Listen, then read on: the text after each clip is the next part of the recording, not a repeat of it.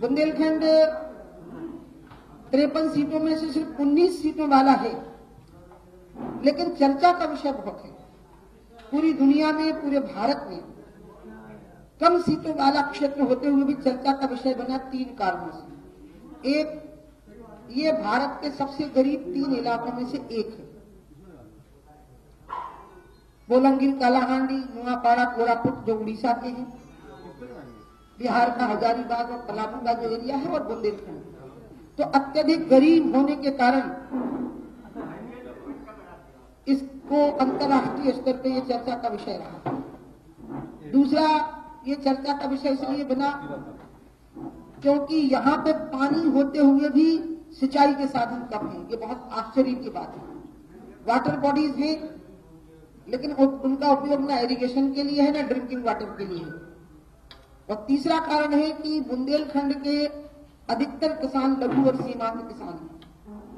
इसलिए केंद्र सरकार के द्वारा घोषित की गई जो कर्जा माफी की हमने घोषणा की है, उसका सर्वाधिक लाभ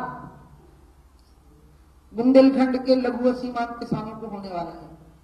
और हमने ये तय किया है कि पहली ही कैबिनेट में, उत्तर प्रदेश की बनी हुई सरकार की पहली ही कैबिनेट में हम लघु और सीमांत किसानों की कर्जा माफी की घोषणा करेंगे, जिसका सर्वाधिक लाभ बुंदेलखंड के किसानों को होगा। दूसरी, केशव मौर्य जी ने स्वयं बुंदेलखंड में मेरे साथ खड़े होकर घोषणा कर दी है कि अलग बुंदेलखंड बनाने की जो प्रक्रिया है, उसमें जो सहमति का वातावरण बनाना है वो जारी रहेगा, लेकिन पहली ही कैबिनेट में 2 घोषणाएं हो जाएंगी। बुंदेलखंड विकास बोर्ड की घोषणा हो जाएगी, और बुंदेलखंड विकास बोर्ड की घोषणा होते ही जैसा मध्य प्रदेश का बुंदेलखंड आज समृद्ध नजर आ रहा है, इसी प्रकार से उत्तर प्रदेश की तरफ का जो बुंदेलखंड है उसमें भी परिवर्तन आएगा। मैं आपको बताऊं, 3630 करोड़ रुपए जो बुंदेलखंड के लिए जारी हुए, वो उत्तर प्रदेश और मध्य प्रदेश दोनों तरफ के हिस्से के हैं।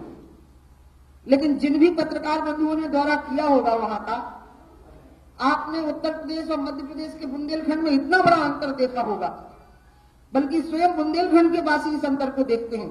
हमारी सरकार आएगी, हम इस अंतर को पाटेंगे, क्योंकि उत्तर प्रदेश की तरफ के बुंदेलखंड में उत्तर प्रदेश की सरकार ने जो बुंदेलखंड के लिए राशि आई, उसका 40% से भी कम उपयोग कर पाए और शेष राशि वापस गई।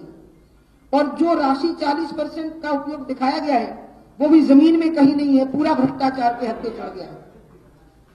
जबकि इसकी तुलना में मध्य प्रदेश ने इसका भरपूर उपयोग किया, और इस राशि के जो जो प्रावधान थे, जिसमें कर्जा माफी थी, जिसमें सिंचाई के साधन थे, जिसमें सड़कों के निर्माण थे, उसमें बुंदेलखंड की शक्ल बदल गई और मध्य प्रदेश की। और आज जो मध्य प्रदेश दावा कर रहा है कि हमने खेती में 10 गुना ज्यादा तरक्की कर ली, उसमें बुंदेलखंड का बहुत बड़ा योगदान है, क्योंकि बुंदेलखंड के लिए दी गई राशि का पूरा उपयोग लगभग सिंचाई में कर दिया गया मध्य प्रदेश के बुंदेलखंड में। और उत्तर प्रदेश के तरफ के बुंदेलखंड में सिर्फ 40% राशि का ये दावा कर रहे उपयोग का, और वो भी नीचे जमीन पे दिखती नहीं है कि राशि कहां चली गई। इसलिए पूरे बुंदेलखंड के ये 3630 करोड़ रुपए का लगभग 2000 करोड़ रुपया का 40% उपयोग हो पाया, और 40% का भी ट्रेस नहीं मिल रहा है। ये पूरे भ्रष्टाचार के हत्थे चढ़ा है। हमने फैसला किया है, हमारी सरकार उत्तर प्रदेश में बनते ही पहली कैबिनेट में बुंदेलखंड विकास बोर्ड बनेगा, और जो राशि है उसका हम सही उपयोग करेंगे, और लघु और सीमांत किसानों का कर्जा माफी भी पहली ही कैबिनेट में होगी, और उसका भी सर्वाधिक लाभ बुंदेलखंड को मिलेगा। मोदी साहब यहाँ पर एक गरीब कुटुंब से आते हुए भी इस देश के प्रधानमंत्री बने, इसका क्रेडिट किसको जाता है? तो डेमोक्रेसी को जिंदा रखने वाले कांग्रेस पार्टी को जाता है।